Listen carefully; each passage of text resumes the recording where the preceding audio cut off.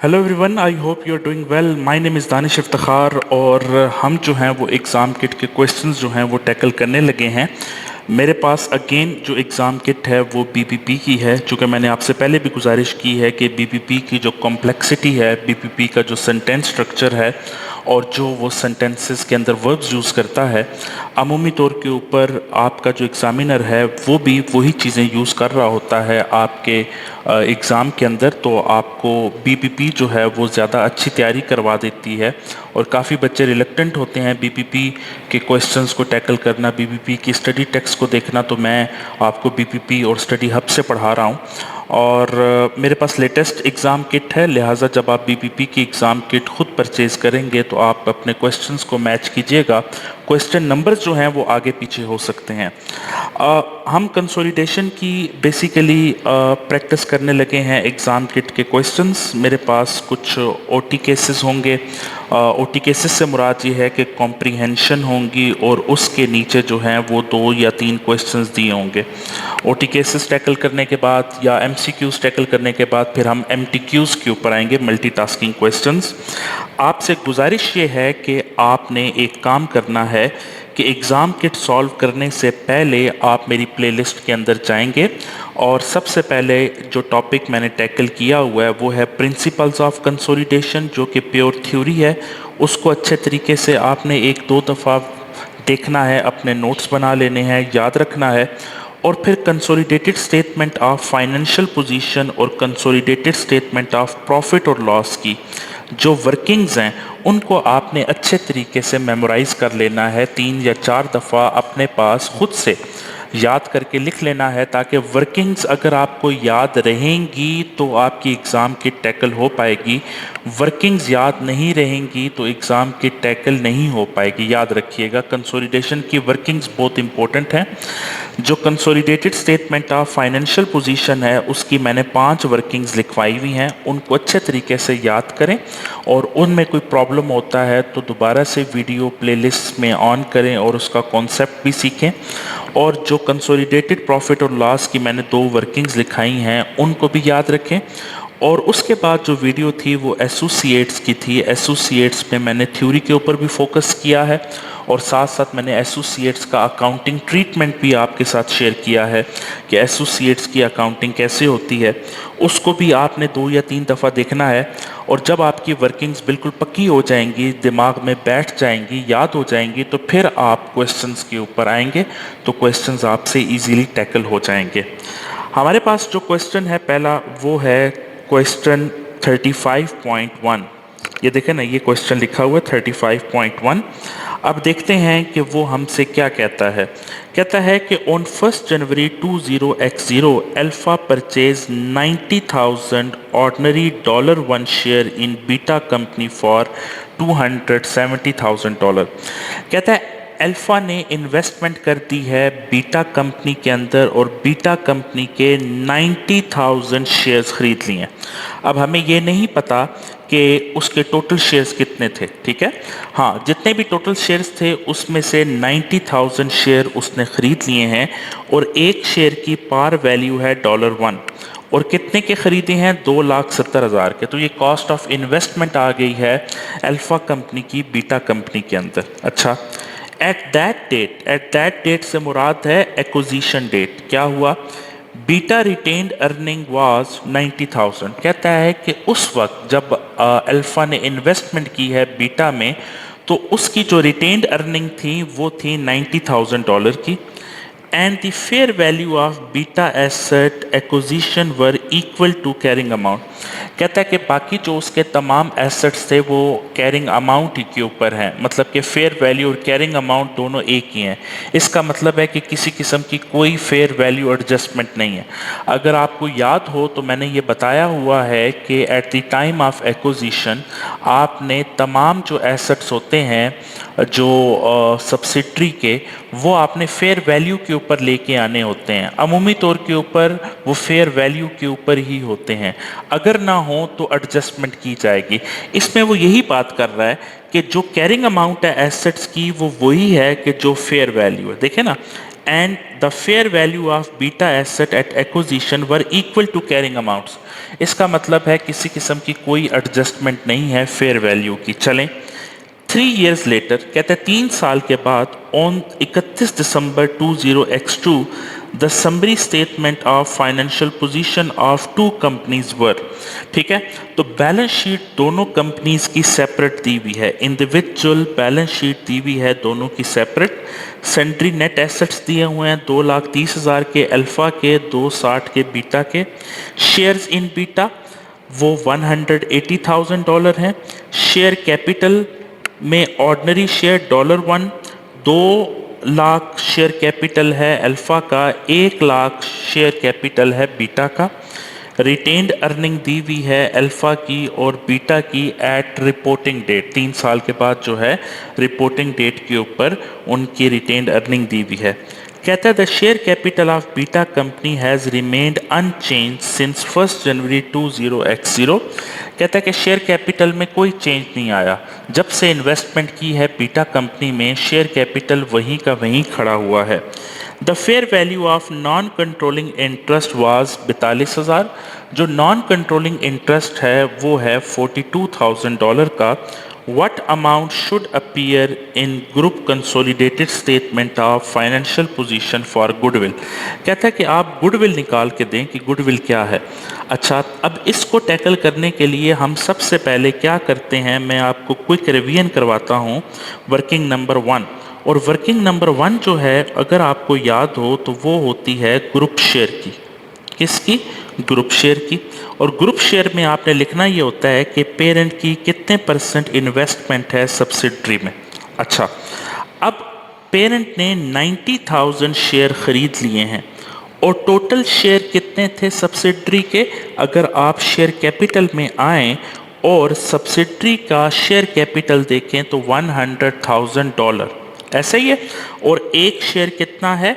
$1 का है। इसका मतलब है कि सब्सिडरी के जो टोटल 1 लाख के शेयर्स थे, देखें ना, ये $100,000 शेयर कैपिटल है और एक शेयर $1 का है। तो सब्सिडरी के 1 लाख शेयर्स में से 90,000 किसने ले लिए हैं?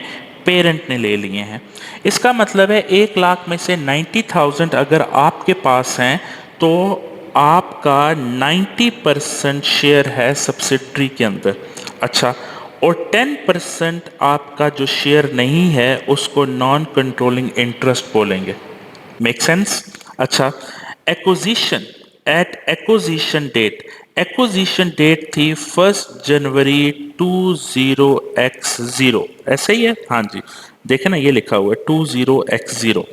और 3 साल के बाद हमने एट रिपोर्टिंग डेट है 31 दिसंबर 20x2, 31 दिसंबर 20x2। ये तो होगी आपकी वर्किंग नंबर 1। अब हम चलते हैं वर्किंग नंबर 2 के ऊपर, और वर्किंग नंबर जो 2 है वो है net assets of subsidiary. Net assets of subsidiary. अच्छा, जब भी नेट एसेट्स ऑफ सब्सिडरी आपने निकालने हैं, अगर आपको याद हो तो मैंने कहा था कि आपने कुछ कॉलम्स बनाने हैं। यहाँ पर लिखेंगे एट एक्विजिशन, यहाँ पर लिखेंगे एट रिपोर्टिंग, और यहाँ पर आएगा आपका पोस्ट एक्विजिशन रिजर्व। अच्छा, सबसे पहले आएगा यहाँ पर शेयर कैपिटल किसका? सब्सिडरी का। और मैंने आपको बताया है शेयर कैपिटल, अगर आपको याद हो, वो हमेशा आपको रिपोर्टिंग डेट के ऊपर दिया होगा। देखें ना, रिपोर्टिंग डेट है 31 दिसंबर, यहाँ पर शेयर कैपिटल दिया होगा। और मैंने आपसे गुजारिश की थी कि जो रिपोर्टिंग डेट का शेयर कैपिटल होगा जो आप यहाँ लिखेंगे वही आपने उठा के यहाँ लिख देना है। ठीक है, और उसने वैसे भी ये कह दिया हुआ है कि शेयर कैपिटल में कोई चेंज नहीं आया। ठीक है ना, देखें, the share capital of Beta company has remained unchanged since 1 January 20x0। कहता है कि 1 जनवरी 2000 से लेके अभी तक रिपोर्टिंग डेट तक शेयर कैपिटल में कोई चेंज नहीं आया और अमूमी तौर के ऊपर ये चेंज आता भी नहीं है, लिहाजा हमने वही वैल्यू एट एक्विजिशन भी लिख दी और वही वैल्यू एट रिपोर्टिंग भी लिख दी। अच्छा, यहां तक क्लियर हो गया। अगला आइटम आता है शेयर प्रीमियम। शेयर प्रीमियम नहीं दिया हुआ, रिटेन्ड अर्निंग दी हुई है एट रिपोर्टिंग डेट 160। किसकी? सब्सिडरी की। रिटेन्ड अर्निंग दी हुई है कितनी? 160,000 एट रिपोर्टिंग डेट और एक्विजिशन डेट के ऊपर भी रिटेन्ड अर्निंग दी हुई है। देखे ना, at the date of Beta retained earning was $90,000। तो 90,000 की रिटेन्ड अर्निंग दी हुई है यहां पर, ठीक है, एट एक्विजिशन। तो जब हमने इन्वेस्टमेंट की थी उस वक्त उसकी रिटेन्ड अर्निंग थी 90,000, अब रिटेन्ड अर्निंग बढ़ के 160 हो गई हैं, तो ये इंक्रीज जो आया है वो कहलाता है पोस्ट एक्विजिशन रिजर्व। कितना जी? 70,000। अच्छा, अब इसका टोटल कर लेते हैं। ये देखें तो ये आ गया 1,90,000, ये आ गया 2,60,000 और ये 70,000 का पोस्ट एक्विजिशन रिजर्व आ गया, ठीक है। और इस पोस्ट एक्विजिशन रिजर्व का 90% पेरेंट को जाएगा और 10% नॉन कंट्रोलिंग इंटरेस्ट को जाएगा, ठीक है। अब हम आते हैं वर्किंग नंबर 3 के ऊपर, जो कि उसने पूछी हुई है गुडविल की। तो यहां से हमारे लिए आसान हो जाएगा गुडविल को निकालना। तो सबसे पहले जो गुडविल में चीज आती है वो आती है cost of investment in subsidiary. आपने जो इन्वेस्टमेंट की है, जो पेमेंट की है सब्सिडरी के 90% शेयर एक्वायर किए हैं, आपने कितना पे किया है? 2,70,000 आपने पे किया है। तो ये 2,70,000 है वो आपका यहां पर आ जाएगा। अगर फार्मूला आपको याद होगा, वर्किंग आपको याद होंगी, तो अगला आइटम क्या आता है? Non controlling interest at acquisition. तो नॉन कंट्रोलिंग इंटरेस्ट की क्या वैल्यू है? ये दी हुई है। The fair value of non controlling interest at acquisition was 42,000। तो 42,000 इसमें ऐड करेंगे, ये 42,000 इसमें ऐड हुआ तो ये बनता है 3,12,000, ऐसे ही है। और इसमें से माइनस कर देंगे net assets of subsidiary at acquisition. अच्छा, अब इसके लिए हमारे पास ये वर्किंग है, नेट एसेट्स ऑफ सब्सिडरी और एक्विजिशन चाहिए। तो ये वाला कॉलम, जो पहला कॉलम है, इसका जो टोटल है वो net assets of subsidiary at acquisition आएगा, जो कि है 1,90,000। अच्छा, अब जब हम इसको सॉल्व करेंगे तो ये हमारे पास वैल्यू आती है 1,22,000। तो ये आपका आंसर आ गया है गुडविल का। ये आपकी गुडविल निकल आई है। याद रखिएगा, गुडविल की वैल्यू हमेशा निकाली जाती है एट एक्विजिशन, ठीक है। तो देखें 1,22,000 कोई आंसर है? हाँ जी, बिल्कुल है। ये आपका आंसर आ गया 1,22,000। यहां तक बात क्लियर आ गई? अच्छा, अगला जो क्वेश्चन है वो इसी से रिलेट कर रहा है, वो है क्वेश्चन नंबर 35.2। उसी से रिलेटेड कर, यानी मैंने आपको बताया था ना, कॉम्प्रीहेंशन होगा और उसके नीचे 3-4 क्वेश्चन दिए होंगे। इनको ओटी केसेस बोलते हैं। ये एमटीक्यूज नहीं है बेटा, ये ओटी केसेस हैं, ओटी केसेस, ठीक है।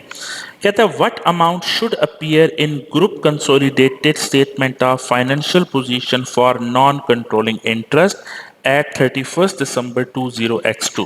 अगर आपको याद हो, नॉन कंट्रोलिंग इंटरेस्ट की मैंने आपको वर्किंग सिखाई हुई है, working number 4, non controlling interest at reporting date. Reporting date कौन सी डेट है? 31 दिसंबर। अच्छा, अब सबसे पहले जो चीज आपको चाहिए होती है वर्किंग में, वो चाहिए होती है non controlling interest at acquisition. वो वही वैल्यू है जो हमने गुडविल में यूज की हुई है, ये non controlling interest at acquisition 42,000। देखें, वापस आए जरा, ये देखें non controlling interest at acquisition, ये आपको दी हुई है वैल्यू 42,000 की। लिखें यहां पर 42,000, ये मैं यहां पर लिख रहा हूं 42,000। इसमें ऐड हो जाएगा आपका non controlling interest percentage of post acquisition reserve के वो जो पोस्ट एक्विजिशन रिजर्व निकला है वर्किंग नंबर 2 के अंदर, ये देखे ना, ये 70,000, इसका नॉन कंट्रोलिंग इंटरेस्ट की क्या परसेंटेज है? 10% है। तो 70,000 का 10% कितना बनता है? मैं यहां लिख भी देता हूं। 70,000 का 10% आपके पास बना है 7,000, राइट। और ये जब इसमें ऐड हो जाएगा तो ये वैल्यू आएगी 49,000। तो 49,000 आपकी non controlling interest at reporting है। क्या कोई आंसर दिया हुआ 49,000 का? बिल्कुल दिया हुआ है। तो 35.2 का जो आंसर है वो ए है। अच्छा, आगे चलते हैं। जो अगला क्वेश्चन है हमारे पास वो है क्वेश्चन नंबर 35.3। कहता है what should the figure for retained earning in group consolidated balance sheet at 31 December 20x2। State your answer in whole number और फिल इन द ब्लैंक्स दी हुई है। कहता है retained earning, group retained earning 31 दिसंबर को कितनी जाएगी? अगर आपको याद हो तो इसके बारे में मैंने आपको बताया हुआ है। ये है वर्किंग नंबर कौन सी? 5। और वर्किंग नंबर 5 को कहते हैं ग्रुप रिटेन्ड अर्निंग। याद है आपको? अच्छा, इसका फार्मूला क्या था? इसकी वर्किंग थी कि पेरेंट की अपनी रिटेन्ड अर्निंग 100% आएंगी। पेरेंट रिटेन्ड अर्निंग इटसेल्फ, क्योंकि पेरेंट अपनी तो कंपनी पूरी की पूरी पेरेंट की अपनी है, तो पेरेंट की रिटेन्ड अर्निंग अल्फा की रिटेन्ड अर्निंग आपको अल्फा की इंडिविजुअल फाइनेंशियल स्टेटमेंट से मिल जाएगी। ठीक है, कितनी है जी? 2,10,000 आए जी। 2,10,000 लिखें, अल्फा की पेरेंट की रिटेन्ड अर्निंग 2,10,000। और इसमें पेरेंट और क्या लेगा? जो सब्सिडरी ने कमाया है उसका 90% पेरेंट को जाएगा। Parent percentage of post acquisition reserve of subsidiary, या सिर्फ पोस्ट एक्विजिशन रिजर्व लिखते हैं। ठीक है। अच्छा, अब वर्किंग नंबर 2 में पोस्ट एक्विजिशन रिजर्व 70,000 निकला था, याद है? उसका 90% पेरेंट को जाएगा। देखिए ना, हमने ये लिखा हुआ है, ये जो 70,000 है इसका 90% पेरेंट को जाएगा। एक तो पेरेंट का अपना 100% प्रॉफिट पेरेंट का अपना होगा, और ऊपर से सब्सिडरी का 90% भी पेरेंट का है, तो ये बनता है 63,000, राइट। और जब हम ये ऐड करेंगे 63,000 तो ऑटोमेटिकली ये आपके पास बन जाएगा कितना? 273,000। ये आपका आंसर है, और ये आप यहां लिख देंगे 273,000। Make sense? अगला जो क्वेश्चन है हमारे पास वो है identify 35.4। Identify whether any of the following companies are subsidiary of Gamma company by selecting the relevant box in the table. कहता है कि आप बताएं कि गामा की कौन सी कंपनी सब्सिडरी कंपनी है। देख लेते हैं। Gamma owns 51% of non voting preference share of zeta company.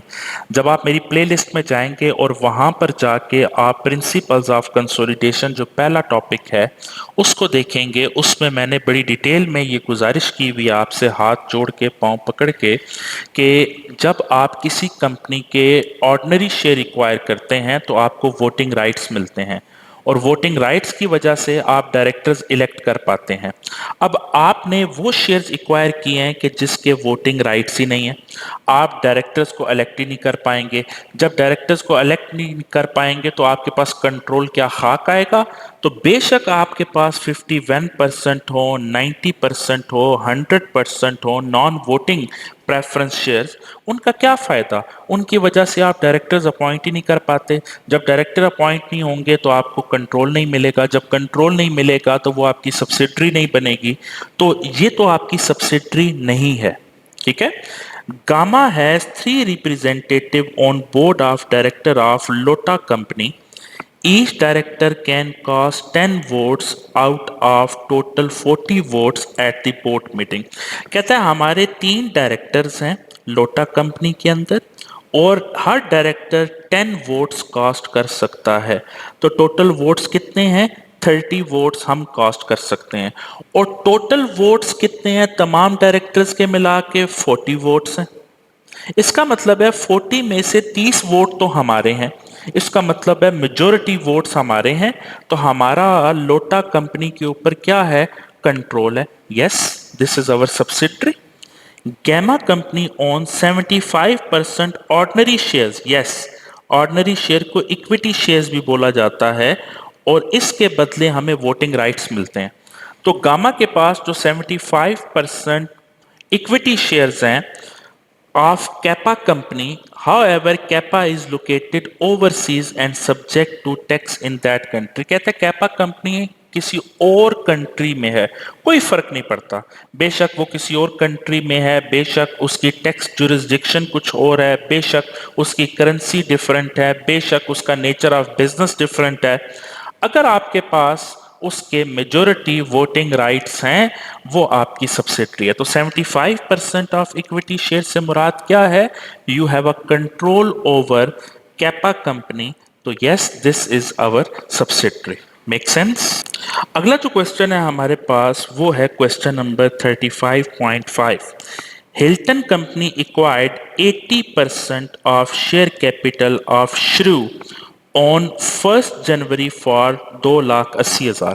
कहता है आपने 1 जनवरी 2003 को 2,80,000 के उसके 80% शेयर एक्वायर कर लिए, इसका मतलब है वो हमारी सब्सिडरी हो गई है।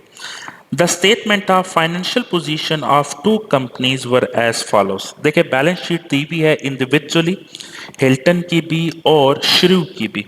कब, 31 दिसंबर 2003 को। सन्ड्री एसेट्स दिए हुए हैं 6,60,000 के हिल्टन के, श्रू के 2,90,000 के। इन्वेस्टमेंट इन श्रू 2,80,000।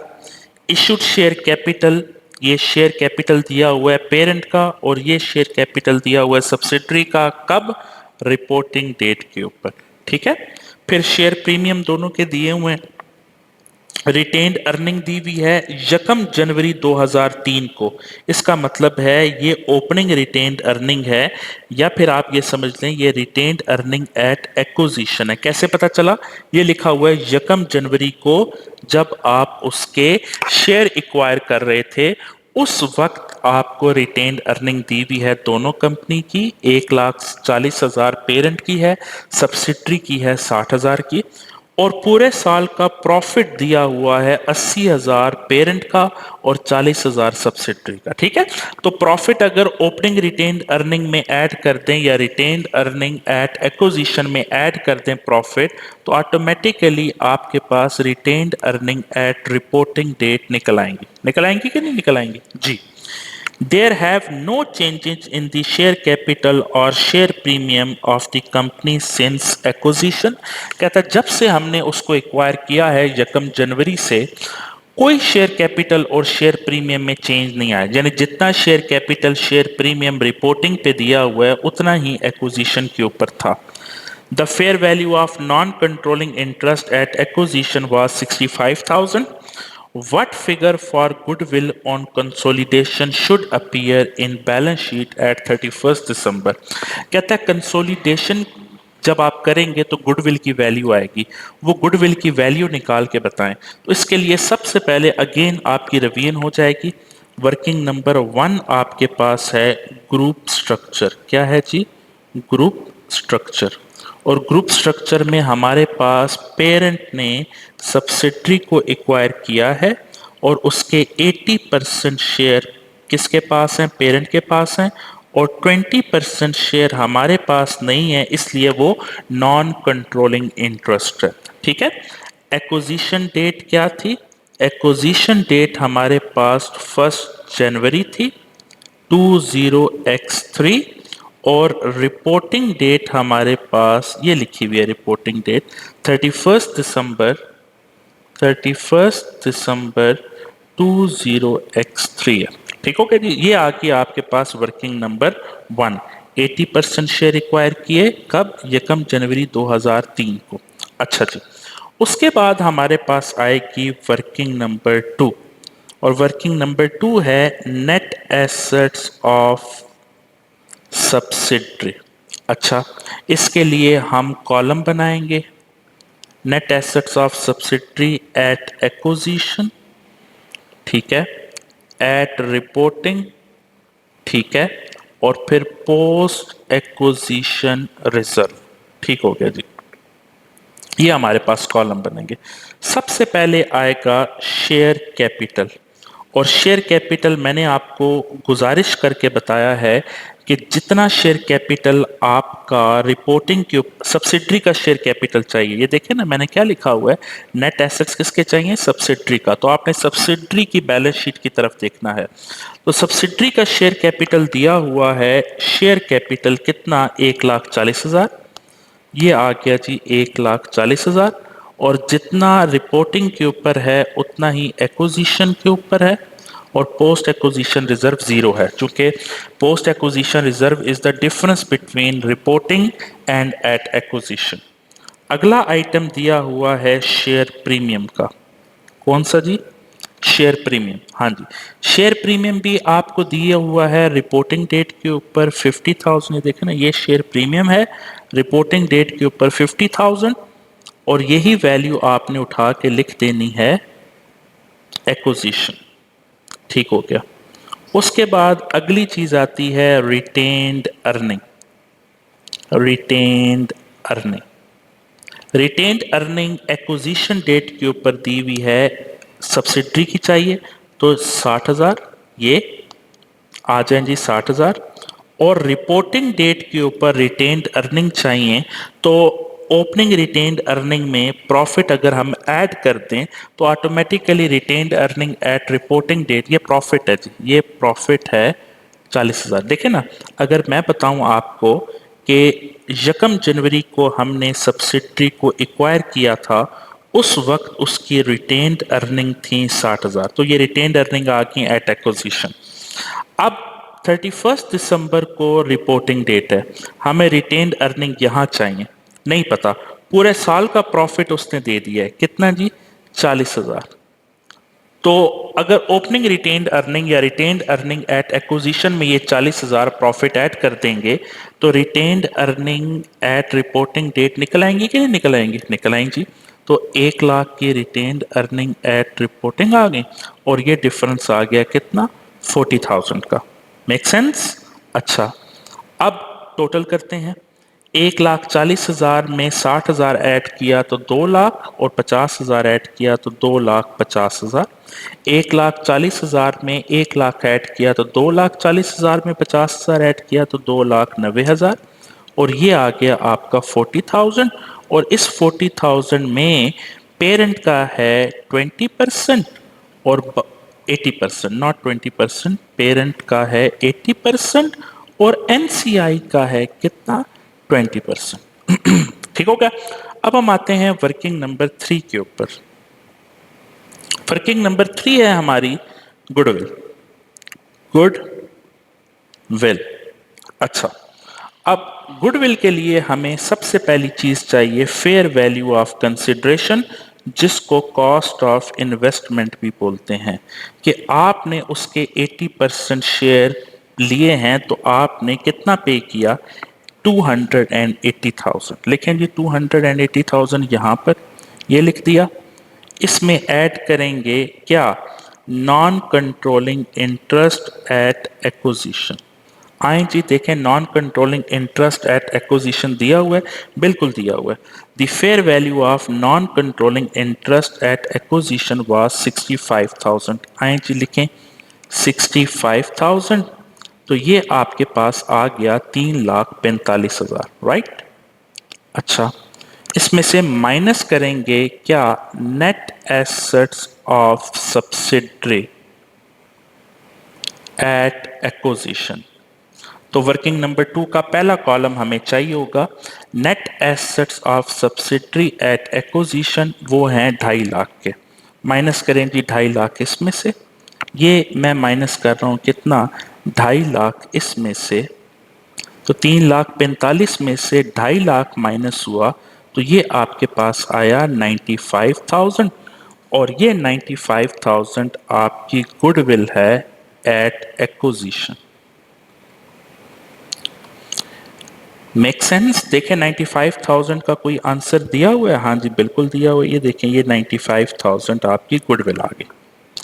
अगला जो क्वेश्चन है हमारे पास वो है क्वेश्चन नंबर 35.6 और ये भी ओटी केस यानी कि ऊपर आपका हिल्टन से ही रिलेट कर रहा है। What figure of non-controlling interest should appear in consolidated balance sheet of Hilton Company at 31st December 20x3? तो नॉन कंट्रोलिंग इंटरेस्ट पूछ रहा है तो उसके लिए हम करेंगे working number 4। Non controlling interest इसे चाहिए एट रिपोर्टिंग डेट। कब चाहिए? At reporting. और अगर आपको याद हो वर्किंग नंबर 4 तो non controlling interest at acquisition, और ये हम ऑलरेडी यूज कर चुके हैं गुडविल में जब हमने कॉस्ट ऑफ इन्वेस्टमेंट में नॉन कंट्रोलिंग इंटरेस्ट ऐड किया था। ये देखें ना, कॉस्ट ऑफ इन्वेस्टमेंट में नॉन कंट्रोलिंग इंटरेस्ट 65,000 ये ही ऐड किया था और ये वैल्यू यहाँ पर दी हुई है। ये देखें ना, the fair value of non controlling interest was 65,000। यही वैल्यू नीचे आएगी। आए जी 65,000 लिखें, यहाँ पर लिख दिया। प्लस करें इसमें क्या? Non controlling interest percentage of post acquisition reserve. ठीक है, पोस्ट एक्विजिशन रिजर्व। अब मुझे बताएं कि पोस्ट एक्विजिशन रिजर्व कितना आया था। ये देखें ना 40,000, इसमें से नॉन कंट्रोलिंग इंटरेस्ट का कितना है? 20%। आए जी 40,000 का जब 20% लेंगे आप तो ये आएगा 8,000, और 65,000 में 8,000 अगर आप ऐड करेंगे तो ये आएगा 73,000, और इस वैल्यू को बोलेंगे non controlling interest at reporting date, और ये है आपका आंसर 73,000। Make sense. अगला जो क्वेश्चन है हमारे पास वो है 35.7। ये फेंटा company acquired 100% of ordinary share capital on 1st October 20x7। कहता है कि फेंटा ने 100% एक्वायर कर लिए हैं शेयर कैपिटल किसका? टाइजर कंपनी का 1 अक्टूबर 2007 को। ऑन 31st दिसंबर 20x7 3 महीने के बाद रिपोर्टिंग डेट आ गई। The share capital and retained earning of Taisor company. Taisor कौन है जी? सब्सिडरी। वो दिया हुआ है। ऑर्डिनरी शेयर्स $1 ईच, वो है $400,000 के। रिटेन्ड अर्निंग दी हुई है 1 जनवरी को, 1 जनवरी को 2007। कितनी? 100। और रिटेन प्रॉफिट पूरे साल का दिया हुआ है टू 31st दिसंबर 20x7, वो है 80,000। The profit of Taisor company accrued evenly through out 20x7। Goodwill arising on acquisition was 30,000। तो गुडविल की वैल्यू ऑलरेडी निकाल के दी हुई है। What was the cost of investment in Taisor company? अच्छा, cost of investment निकालनी है, करनी वर्किंग नंबर 3 है। इसके लिए सबसे पहले मैं वर्किंग नंबर 1 बनाऊंगा। मैं क्यों बना रहा हूं? सिर्फ आप लोगों को ये याद हो जाए इसलिए। ग्रुप शेयर, ग्रुप शेयर में पेरेंट ने सब्सिडरी के 100% शेयर एक्वायर कर लिए हैं। जब आपने 100% शेयर एक्वायर किए हैं तो नॉन कंट्रोलिंग इंटरेस्ट कितना होगा? 0% होगा। एक्विजिशन डेट क्या है? एक्विजिशन डेट है 1 अक्टूबर। ये देखें ना, 1 अक्टूबर 20x7 एक्विजिशन डेट है, 1 अक्टूबर 20x7। और रिपोर्टिंग डेट क्या है? रिपोर्टिंग डेट है 31 दिसंबर। ये लिखा हुआ है, देखें ये 31 दिसंबर 20x7, यानी रिपोर्टिंग डेट से 3 महीने पहले पेरेंट ने सब्सिडरी के 100% शेयर एक्वायर कर लिए। ठीक हो गया जी। अब आए आप वर्किंग नंबर 2 के ऊपर। आगे जी working number 2, net assets of subsidiary. Net assets of subsidiary, ये मैं क्यों करवा रहा हूं? क्योंकि आपको याद भी हो और आपको जब स्टैंडर्ड वर्किंग का पता होगा तो आपके लिए चीजें निकालना आसान हो जाएंगी। एट एक्विजिशन, एट रिपोर्टिंग और ये आ गया आपका पोस्ट एक्विजिशन रिजर्व, पीएआर से मुराद पोस्ट एक्विजिशन रिजर्व। सबसे पहला आइटम आता है शेयर कैपिटल का। शेयर कैपिटल सब्सिडरी का दिया हुआ है कितना, 400, यानी कि 400,000, देखा ना 3 जीरोस उन्होंने ऊपर लिखे हुए हैं, तो $400,000 का शेयर कैपिटल दिया हुआ है। और मैंने कहा था कि शेयर कैपिटल जो रिपोर्टिंग का होता है वही एक्विजिशन का होता है, ठीक है। फिर शेयर प्रीमियम दिया हुआ है, नहीं। रिटेन्ड अर्निंग दी हुई है एट 1 जनवरी 20x7। यहां पर आपने जरा रुक जाना है और मेरी बात गौर से सुननी है। देखें, साल का स्टार्ट हो रहा है 1 जनवरी को और साल का इख्तिताम हो रहा है 31 दिसंबर को। रिटेन्ड अर्निंग यहां पर दी हुई है कितनी, $100,000 की। और से सुनिएगा, हमें चाहिए retained earning at acquisition, retained earning at acquisition. और हम एक्विजिशन कब कर रहे हैं, यहां पर 1 अक्टूबर को हम एक्विजिशन कर रहे हैं। हमें पूरे साल का प्रॉफिट दिया हुआ है और वो कहता है कि प्रॉफिट इवन था, मतलब कि एक ही जैसा था पूरे साल। अच्छा, प्रॉफिट दिया हुआ है पूरे साल का, वो दिया हुआ है retain profit for the year ended, वो है 80,000। ये पूरे साल का क्या है, ये है प्रॉफिट। तो रिटेन्ड अर्निंग रिपोर्टिंग डेट के ऊपर कितनी हो जाएंगी, 1 लाख में 80,000 ऐड करें तो ऑटोमेटिकली ये आ गया 1,80,000। अच्छा, रिटेन्ड अर्निंग एट एक्विजिशन चाहिए, तो हम इस 80,000 के प्रॉफिट को टाइम अपोर्शंड करते हैं, यानी कि from 1 January until 1 October 9 months बनते हैं। तो 80,000 इंटू 9/12, तो 9 महीने का प्रॉफिट कितना बनता है, तो 9 महीने का प्रॉफिट जो है वो बनता है 60,000। तो अगर हम ओपनिंग रिटेन्ड अर्निंग में ये 9 महीने का प्रॉफिट ऐड कर दें तो क्या हमें रिटेन्ड अर्निंग एट एक्विजिशन मिल जाएंगे, बिल्कुल 1,60,000। मिल गई कि नहीं मिल गई, बिल्कुल मिल गई। लिखें यहां पर रिटेन्ड अर्निंग, ये आपकी आ गई रिटेन्ड अर्निंग कितनी, 1,60,000 एक्विजिशन पे, और रिपोर्टिंग पे हमने ऑलरेडी निकाली हुई है 1,80,000। तो पोस्ट एक्विजिशन रिजर्व कितना आया, वो आया है 20,000। क्लियर। अच्छा, इसको हम ऐड करते हैं तो ये बना आपका 5,60,000, ये बना आपका 5,80,000, और ये आपका 20,000 पोस्ट एक्विजिशन रिजर्व। इस 20,000 का 100% पेरेंट का है, चूंकि पेरेंट की इन्वेस्टमेंट 100% है, और नॉन कंट्रोलिंग इंटरेस्ट के पास 0% जाएगा। यहां तक क्लियर है। अब हम आते हैं वर्किंग नंबर 3 के ऊपर, जो है गुडविल। क्या है जी, गुडविल। और इसमें सबसे पहले हमने लिखनी है कॉस्ट ऑफ इन्वेस्टमेंट। इस सवाल में उसने यही बोला हुआ है कॉस्ट ऑफ इन्वेस्टमेंट निकालें, हमें नहीं पता, प्लस हमें फार्मूला पूरा पता है, non controlling interest at acquisition. देखें, जब हम किसी कंपनी के 100% शेयर एक्वायर कर लेते हैं तो नॉन कंट्रोलिंग इंटरेस्ट की क्या वैल्यू रहती है, 0। नॉन कंट्रोलिंग इंटरेस्ट का मतलब यह है कि जो शेयर हमने एक्वायर नहीं किए उसकी क्या वैल्यू। अब हमने 100% शेयर एक्वायर कर लिए तो पीछे जो एक्वायर नहीं किए वो 0% ही है ना, तो इसका मतलब 0% की वैल्यू 0 आ गई। अच्छा, फिर इसमें से हम माइनस करते हैं net assets of subsidiary at acquisition, और उसके लिए हम वर्किंग 2 का पहला कॉलम लेंगे, वो बनता है 5,60,000। 5,60,000 जब हमने माइनस किया तो हमारे पास गुडविल की वैल्यू आई हुई है, जो कि सवाल में उसने खुद निकाल के दी हुई है कि गुडविल एट एक्विजिशन वाज 30,000। आए जी, लिखें जी, goodwill at acquisition, goodwill at acquisition 30,000, ये वैल्यू निकली हुई है। अब आपने रिवर्सल अप्रोच यूज करनी है।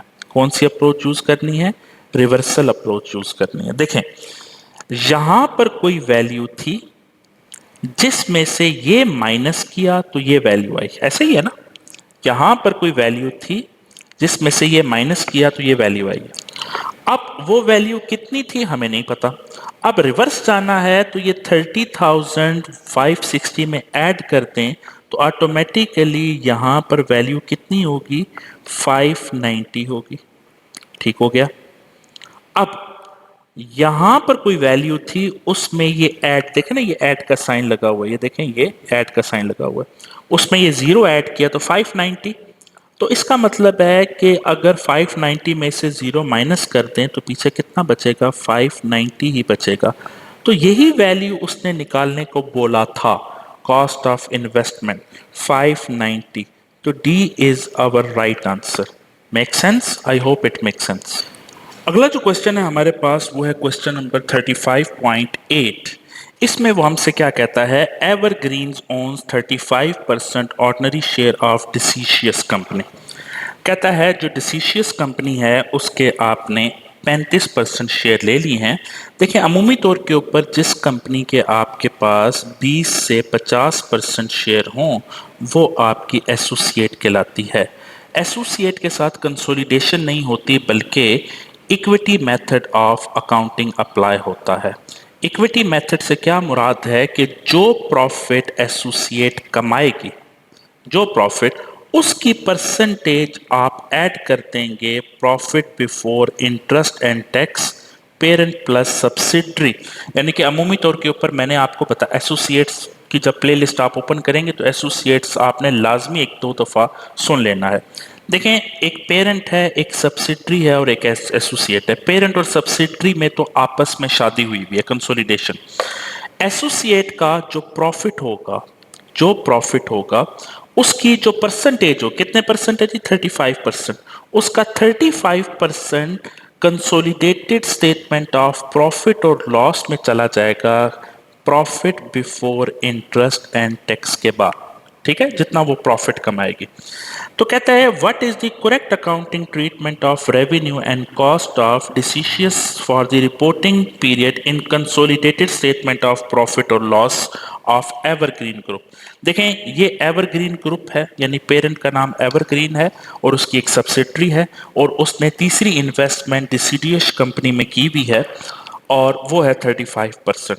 कहता है एसओपीएल जो कंसोलिडेटेड बनेगी उसमें इसका अकाउंटिंग ट्रीटमेंट क्या होगा वो मैंने आपको बता दिया कि जो एसोसिएट का प्रॉफिट होगा उसका 35% profit before interest and tax के बाद, यानी कि प्रॉफिट बिफोर टैक्स से पहले या प्रॉफिट बिफोर टैक्स से पहले, इंटरेस्ट एंड टैक्स के बाद, प्रॉफिट बिफोर इंटरेस्ट से पहले जो है वो आपका चला जाएगा कंसोलिडेटेड स्टेटमेंट ऑफ प्रॉफिट और लॉस में। The revenue and cost of Deciduous are added to the revenue and cost line by line basis, गलत, उसके साथ तो कंसोलिडेशन होगी ही नहीं। 35% of the profit for the year of Deciduous should be added to Evergreen consolidated profit before income taxes. बिल्कुल, profit before interest and tax के बाद क्या होगा कि जो डिसीडियस कंपनी का 35% प्रॉफिट होगा वो एवरग्रीन ग्रुप यानी कंसोलिडेटेड इनकम स्टेटमेंट में ऐड हो जाएगा। बिल्कुल ठीक। 35% of revenue and cost of Deciduous are added to revenue and cost of Evergreen, फिर गलत। The revenue and cost of Deciduous are added to revenue and cost of Evergreen line by line, गलत। B is the right answer. अगला जो question है हमारे पास वो है क्वेश्चन नंबर 35.9। कहता है Mercedes owned 100% of Benz since incorporation. कहता है जब से मर्सिडीज बनी है उसने बेंज के 100, यानी कि बेंज जब से बनी है 100% शेयर मर्सिडीज ने एक्वायर कर रखे हैं। At 31st March 2009, the extract of their individual balance sheet as follows. Individual balance sheet दी हुई है दोनों की। शेयर कैपिटल पेरेंट का ये है, बेंज का ये है, सब्सिडरी का रिटेन्ड अर्निंग पेरेंट की ये हैं, बेंज की ये हैं। During the year ended 31st March 2009, Benz कौन से, subsidiary, has sold to Mercedes parent for 50,000। Subsidiary ने पेरेंट को चीज़ें बेच दी हैं, कितने की, 50,000 की। Mercedes still had these goods in inventory at the year and. सारी की सारी चीजें पेरेंट यानी मर्सिडीज की वेयर हाउस में ही पड़ी हुई हैं। ठीक हो गया। Benz uses 25% markup on goods sold. Benz ने 25% मार्कअप कमाया है पेरेंट से। अब हमें पता है ये इंटर डिपार्टमेंटल सेल्स हैं और इसके ऊपर जो प्रॉफिट है उसको एलिमिनेट करना है। What were the consolidated retained earning of Mercedes Group at 31st March 20x9? Consolidated retained earning से मुराद है ग्रुप रिटेन्ड अर्निंग और उसके लिए हमें वर्किंग नंबर 5 रिक्वायर्ड होती है। सबसे पहले वर्किंग नंबर 1 देखें, वो है ग्रुप शेयर। और ग्रुप शेयर कितना है? वो है पेरेंट ने 100% शेयर एक्वायर कर लिए हैं सब्सिडरी के और सब्सिडरी के पास जो बचा पड़ा है वो है 0%। ठीक है।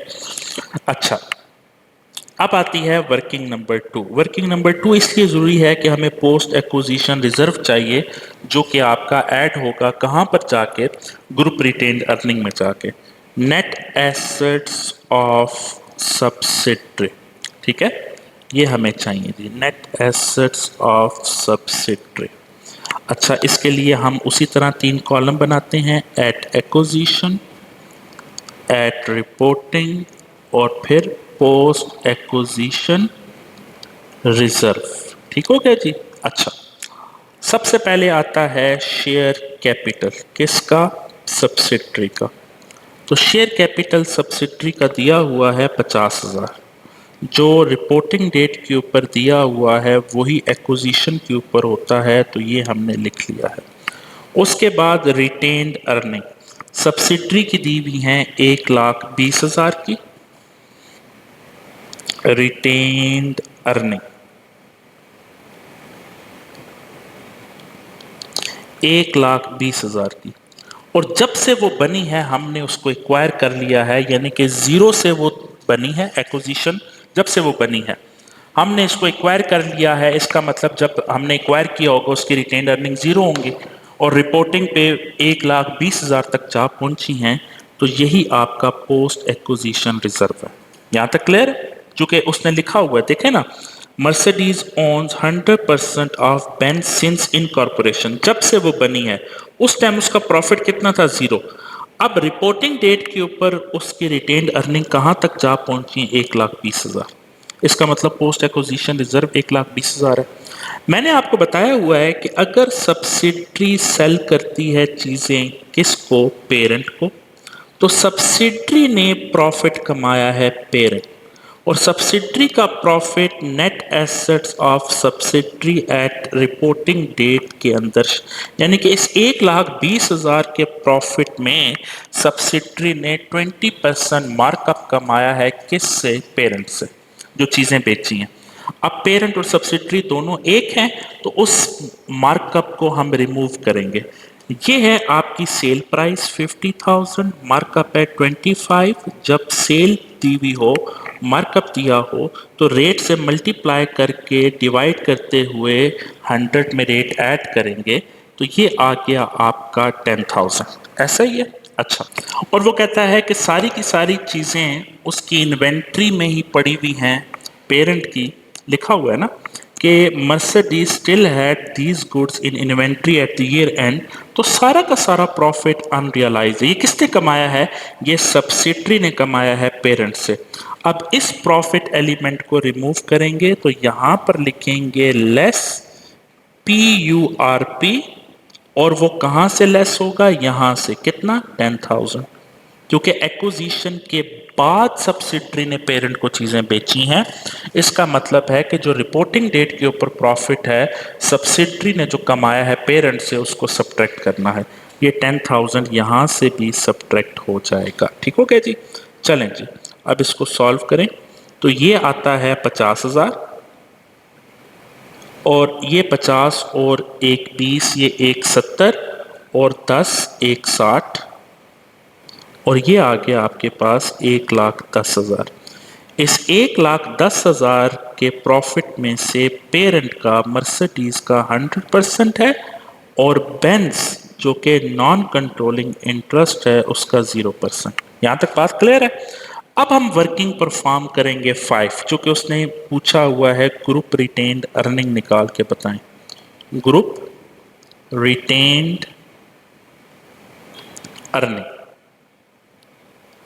अच्छा, इसका फार्मूला क्या है, वर्किंग क्या है? सबसे पहले आपको पेरेंट की अपनी रिटेन्ड अर्निंग चाहिए होती है 100%। Parent retained earning 100%।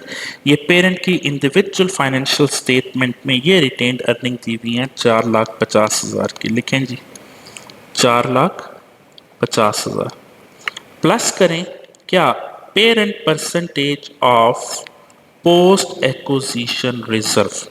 अब पोस्ट एक्विजिशन रिजर्व 1,10,000 था, हाँ जी निकला हुआ है, ये देखें ना, ये पोस्ट एक्विजिशन रिजर्व निकला हुआ है वर्किंग नंबर 2 में। अच्छा, 1,10,000 का 100% पेरेंट का ही है, तो 1,10,000 जब हम इसमें ऐड करेंगे तो ये आ जाएगा 5,60,000, और ये आपके पास आंसर है group retained earning at reporting date कितना, 5,60,000। देखें कोई वैल्यू दी हुई है, हाँ जी बिल्कुल दी हुई है, दैट इज 5,60,000। Make sense. अगला जो क्वेश्चन है हमारे पास वो है question number 10। Micro company acquired 90% of $100,000 ordinary share capital of mini company for 3 lakh. कहता है कि हमने उसके $1,00,000 शेयर कैपिटल में से 90% हासिल कर लिए।